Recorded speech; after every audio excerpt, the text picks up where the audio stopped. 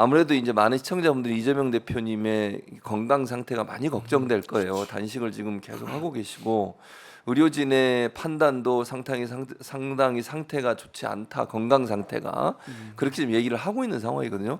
이제 오늘 장 의원님 아마 이제 여러 번 가보셨을 텐데 지금의 대표님 상태 어쩐지 좀 설명을 해주시죠. 지금 단식 14일 차인데요. 그러니까 사실 저도 6일간 2009년에 언론학법 15일 차. 15일 차죠. 네, 네. 어제가 14일이고. 네네 어제 그 15일 차인데 저도 2009년에 언론학법 반대 네. 단식을 6일간 했었는데 6일 단식하고 4일간 입원했었거든요. 그래서 단식이 정말 이 생명을 건 목숨을 건 사투인데 사실 이재명 대표께서 저는 그때 3일차 단식했던 지지난주 토요일 집회 때 나오셔서 발언도 하시고 행진까지 하시는 걸 보면서 저러시면 안 되는데 왜냐하면 단식하시는 분들은 대부분 앉아만 계시거든요. 맞아요. 근데 일반적으로.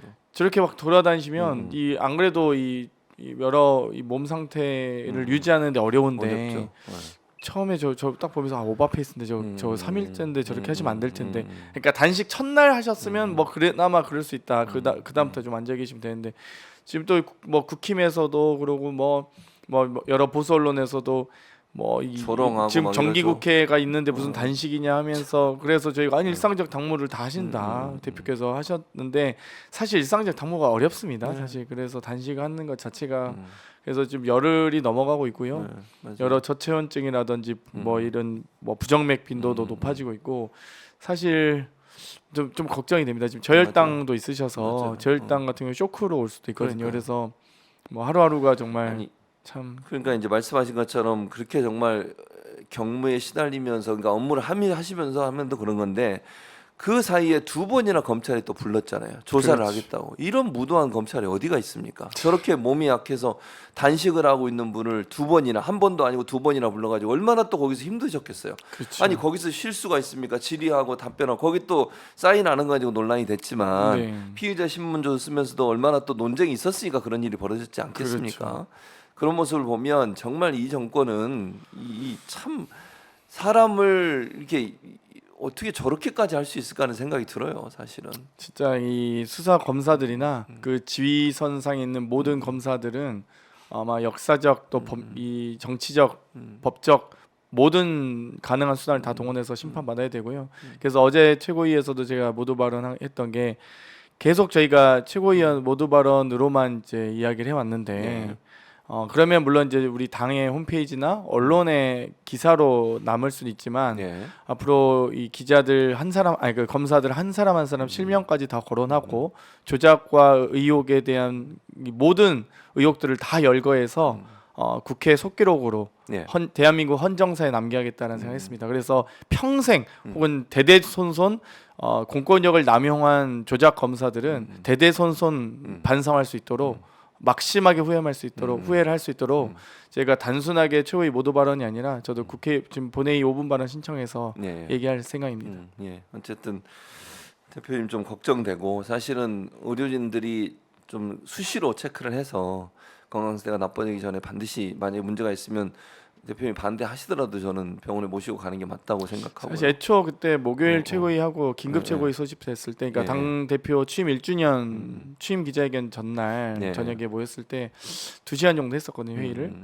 근데 저는 사실 좀 반대했습니다. 대표님 지금도 경무에 스트레스에 시달리고 계신데 단식까지 하시면 또 단식을 해보신 분이기 때문에 더 잘하실 텐데 맞아요. 단식은 한 달 하면은 2배 복식을 해야 되거든요. 그러면은 지금 건강 상태가 아주 뭐 괜찮은 편도 아니신데 지금 상태도 괜찮은 상태도 아니신데 하시는 게 좀 너무 걱정된다 그랬는데 또 대표께서 워낙 결심이 또 굳건하셔서요. 뭐 대표님 결심을 꺾기가 어려웠습니다. 네.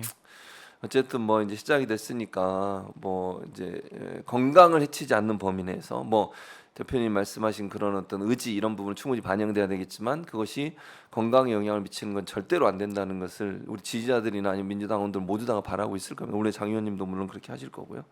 그래서 그런 부분이 의료진들이 잘 체크하길 바라겠고요. 윤석열 검찰이 이재명 대표 수사를 보면 예전에 김대중, 노무현 이런 이제 진보 진영에 있었던 정치 지도자들 그 지도자들을 죽이려는 시도 또는 뭐 그분들의 정치적인 부분들을 좀 뭐랄까요 타격을 주려는 시도라고도 읽히는 부분이 있는데 그래서 이재명을 왜 이렇게까지 그럼 이재명 대표를 뭐 그야말로 사법 스토커 그러니까 검찰 스토커죠 검찰 스토커처럼 이렇게 계속 괴롭히는 건지 장로님 전 두 어떻게 가지가 보세요? 있다고 봅니다. 한 가지는 예. 이 윤석열 대통령이 그 대선 후보 토론 과정에서 예. 이재명 대표의 이 유능함과 예. 이 박학다식에 대해서 좀 열등감이 많은 것 같아요. 약간. 음.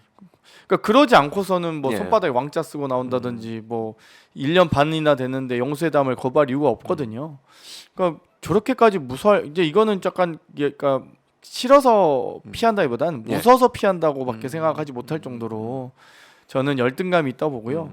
두 번째는 누가 뭐라 해도 차기 유력 대통령 후보죠 지금. 그렇죠. 그렇기 때문에 이재명 대통령이 되면 당연히 김건희 여사는 뭐 당연히 소환 한 번 안 하셨는데 김건희 여사도 한 압수수색 한 300번 정도 받아보시면 저는 어떤 느낌일지 아실 것 같은데 뭐 300번도 필요 없을 것 같습니다. 제가 보기에는 한 딱 3번만 해보면 다 민낯이 다 드러날 거라 보는데요.